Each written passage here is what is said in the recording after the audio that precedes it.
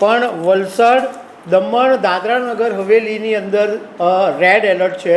Even મુંબઈમાં પણ red alert છે અને નવસારી છે, તાપી છે, ડાંગ છે, એની અંદર ઓરેન્જ એલર્ટ છે. ડાંગમાં ભારે વરસાદ પડવાની સંભાવના છે.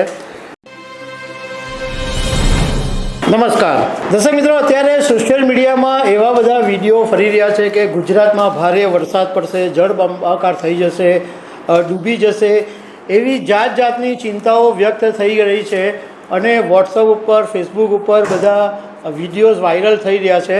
તો અમે આ બાબતે વિગતવાર જાણવા માટે ગુજરાતના હવામાન વિભાગ સાથે વાત કરી, ગુજરાતના હવામાનના જાણકાર અંબાલાલભાઈ પટેલ સાથે વાત કરી અને વાસ્તવિકતા જાણવાની કોશિશ કરી કે ખરેખર ગુજરાત ઉપર અત્યારે વરસાદની શું સ્થિતિ છે.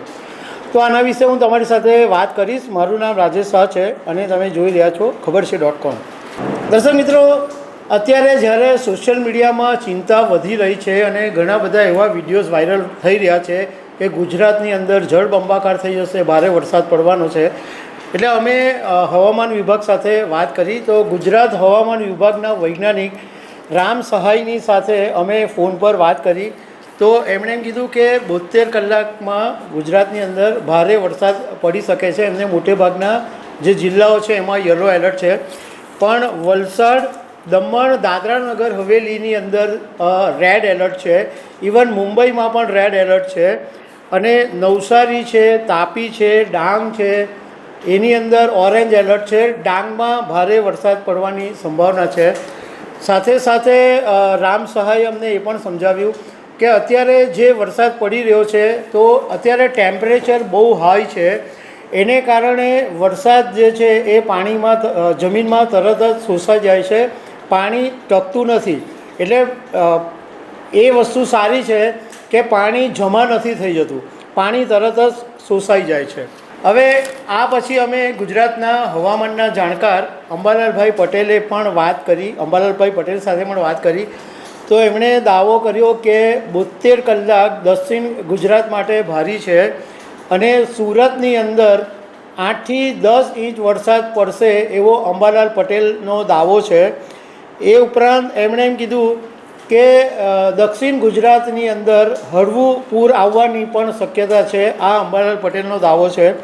અને દક્ષિણ સૌરાષ્ટ્રમાં ભાવનગર, અમરેલી, રાજકોટ, જૂનાગઢ, આ બધા વિસ્તારોની અંદર પણ ભારે વરસાદ પડી શકે. એ ઉપરાંત વડોદરામાં વધારે વરસાદ પડવાનો દાવો પણ અંબાલાલ પટેલે કર્યો. સાથે એમણે એમ કીધું કે ઉત્તર ગુજરાત, મધ્ય ગુજરાત, પૂર્વ ગુજરાત, બધા જ વિસ્તારોની અંદર ભારે વરસાદ પડશે અને સૌથી વધારે પ્રોબ્લેમેટિક જે છે એ પવનનું જોર વધારે રહેશે, એને કારણે વધારે મુશ્કેલી રહેશે અને ગાજવીજ સાથે વરસાદ પડશે એવું અંબાલાલ પટેલે કીધું. સાથે સાથે એમણે એમ પણ કીધું કે ભારે પવનને કારણે જે ધાન્ય પાકો છે એ બધા પડી જાય તો એને કારણે ખેડૂતોને નુકસાન થવાની સંભાવના છે. હવે આજે હવામાન વિભાગે જે એલર્ટ આપ્યું છે, આજે બપોરે 1 વાગ્યાથી 4 વાગ્યા સુધી 3 કલાકને માટે, એની અંદર સાબરકાંઠા, વલસાડ, દમણ, દાદરાનગર હવેલી, નવસારી, ડાંગ, આ બધા વિસ્તારની અંદર ઓરેન્જ એલર્ટ છે અને 40 કિલોમીટરની ઝડપે પવન ફૂંકાઈ શકે અને એ સિવાયના બધા જ જિલ્લાની અંદર યલો એલર્ટ છે. હવે 27 તારીખે એટલે આવતીકાલે કયા કયા જિલ્લાની અંદર એલર્ટ છે, તો બધા જ જિલ્લાની અંદર આવતીકાલે પણ યલો એલર્ટ છે અને 28 તારીખે પણ બધા જ જિલ્લામાં યલો એલર્ટ છે. મતલબમાં 72 કલાક સુધી ગુજરાતના બધા જ વિસ્તારોની અંદર ભારે વરસાદ પડવાની સંભાવના છે. હવે અત્યારે વરસાદ પડવાનું મેઇન કારણ એ છે કે બંગાળની ખાડી પર જે સાયક્લોનિક સર્ક્યુલેશન ઊભું થયું છે એ ધીમે ધીમે આગળ વધી રહ્યું છે અને હાલના ગુજરાતની અંદર ઉત્તર અને ઉત્તર પશ્ચિમ દિશાના તરફથી જે પવનો ફૂંકાઈ રહ્યા છે એને કારણે તાપમાન પણ વધી રહ્યું છે. હવે તમને સામાન્ય રીતે એ સમજાવું કે red alert, yellow alert, orange alert ક્યારે આપવામાં આવે છે.